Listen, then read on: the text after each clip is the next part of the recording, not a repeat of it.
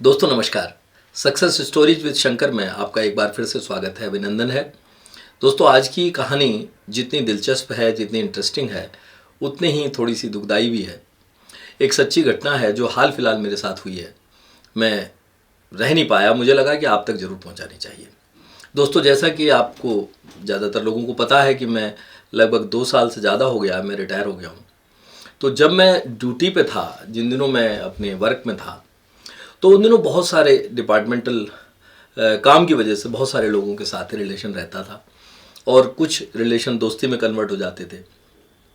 मगर उसके बाद धीरे धीरे वो रिलेशन फेड आउट हो जाते हैं और कनेक्शन ख़त्म से हो जाते हैं जब आदमी रिटायर हो जाता है।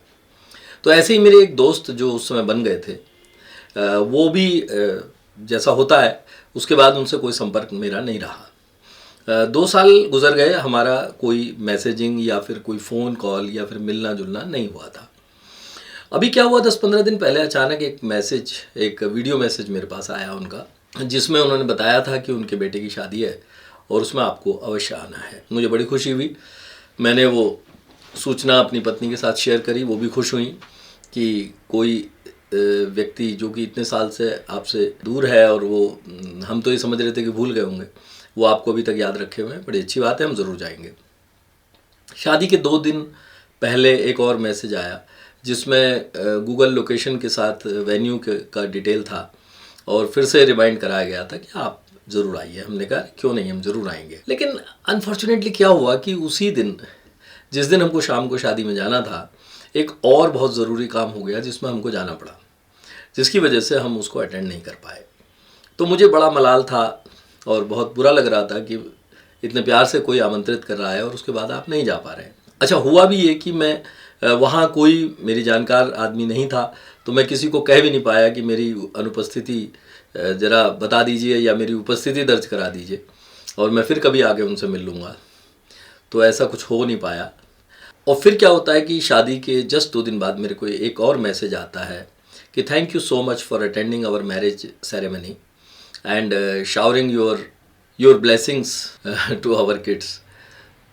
मैं बड़ा अचंभित हुआ, मुझे बड़ा आश्चर्य हुआ कि जहाँ मैं गया ही नहीं, वहाँ से ये कैसे लिख के आ रहा है कि आप आए और आपने आशीर्वाद दिया।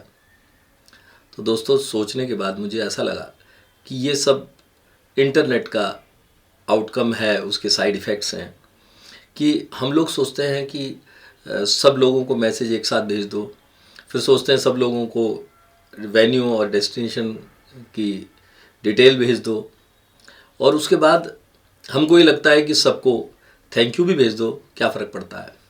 तो मुझे लगता है कि हमारे उन दोस्त को शायद पता भी ना हो कि ये कार्ड मेरे पास आया था, क्योंकि हो सकता है उनके मोबाइल फ़ोन पे जो नंबर हो उसमें मेरा भी हो और उन्होंने अपने किसी बंदे से कह दिया हो कि भाई सबको भेज दो, और उसके बाद 2 दिन पहले बोला हो कि भाई सबसे अपनी लोकेशन शेयर कर लो तो सब आ पाएंगे, और उसके बाद फिर उसी धुन में उन्होंने ये लिख दिया कि सबको ये लिख दो कि आप आए थे और आपका बहुत बहुत धन्यवाद।